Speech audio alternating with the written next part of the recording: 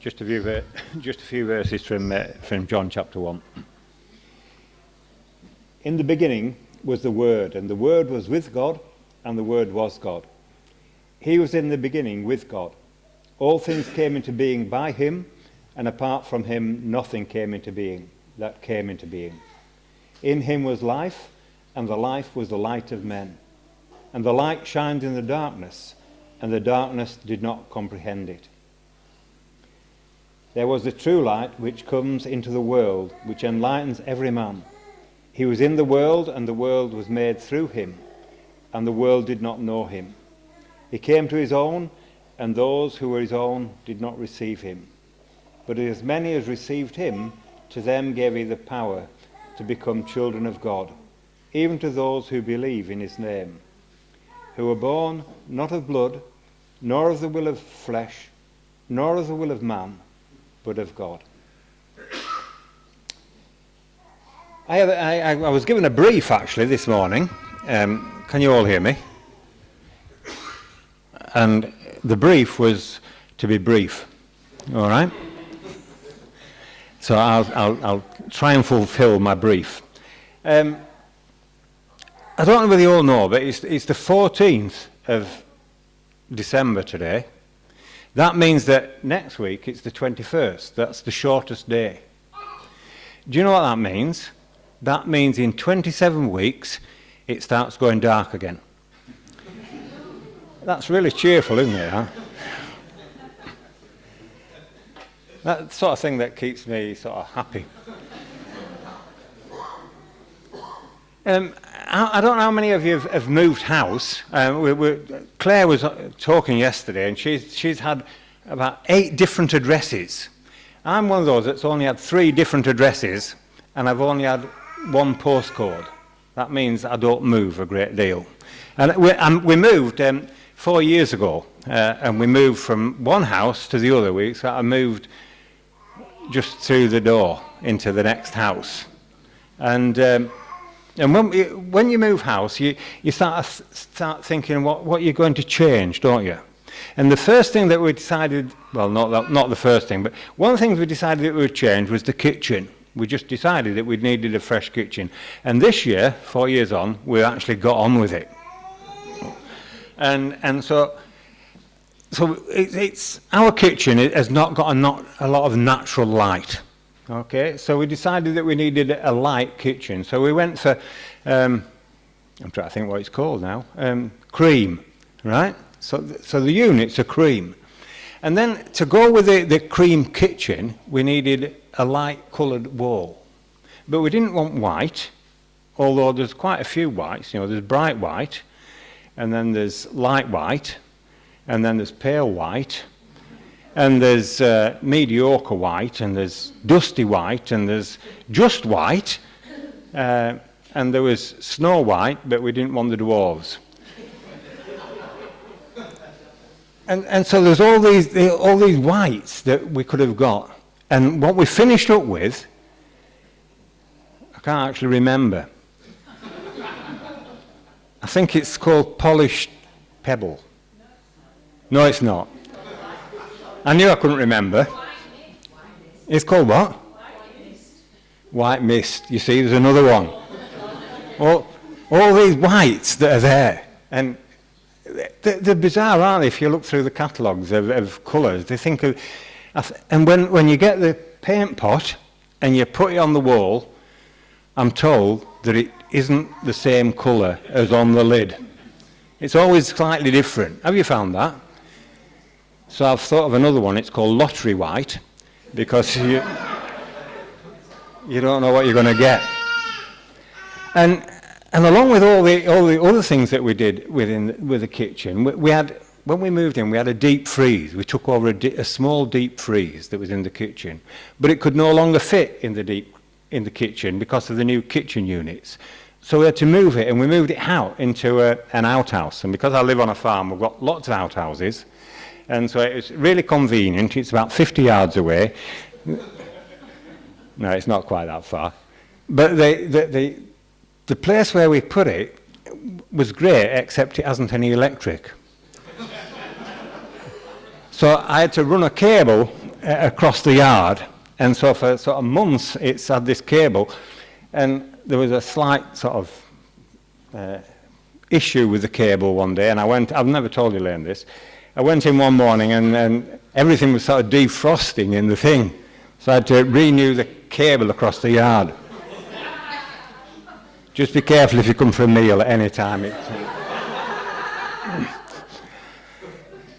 So anyway, so I renewed this cable, and then I thought about 3 weeks ago, I decided, it's time I did something about it. And the building used to have electricity in, so I just renewed the bits that were decayed and that had fallen to disrepute. I put a new plug in it, and I not that I'm an electrician, but I made the plug work, and I put a light switch in, and I switched it all on. Nothing. Absolutely nothing. And then I thought about it, and our lines go over the overhead lines from the house to the barn, and then through the barn. And, well, I did know actually, but earlier on in the year, somebody who will remain nameless, who's probably here this morning, he drives diggers, he actually took the overhead line out with his digger. And so I kind of knew that there was an issue there. And so I got my tractor and I put the bucket up as high as I could, and I got up in the ladder, and Elaine and I stretched as high as I could to renew this contact that was broken. And it had been broken by human error, I've got to say. Human mistake, human failure had broken it. But I sort of repaired it, and then I went back down, turned all the fuses back on, and lo and behold, we had light. And it's wonderful, isn't it, to have light? It's really, really amazing when you get in, because before, although the freezer was plugged in and we could sort of get stuff out of it, we couldn't actually see anything in there. And loads of stuff was in there, so we put this light on, and it's absolutely wonderful. And the contact had been repaired, and so we had light. And really, that's what Christmas is about, isn't it? The contact had been broken by human error. And yet, when that contact was restored, and that's what Jesus came to do. He came to restore the contact so that we might have light. And that's absolutely wonderful, isn't it? We all love it. The only issue, and you might find this as well, that when the light came on in this grotty room, yes, it was wonderfully light, but it also showed how grotty and dark the room was. And when Jesus came into the stable at Bethlehem, it shows how wonderful light came into the world. But it also, it shows the darkness as well, doesn't it? John says a little bit later on than the passage that we read, he says, the light came into the world, but men chose darkness rather than light because their deeds were evil. That's what happens, isn't it? The light comes, but we kind of choose darkness. I don't know what your kitchen looks like, your inner kitchen. I don't know whether it's bright white, or whether it's pale white, or whether it's just white. But I guess even if it's snow white, there's some dwarves there. There's grumpy. And there's miserable. all these little people that are living, and the light comes and it shows who we really are. And that's why Jesus came. He came to show us who we really are. And he came to bring light into our dark world. When we look at a world this morning, and I don't know what you think, but I think that the world has chosen darkness rather than light because our deeds are evil. And the challenge of Christmas is that the light has come and he wants to shine into our lives. And he wants us to, it lights up all the darkness. But it's only as he lights up the darkness that we actually can see who we really are.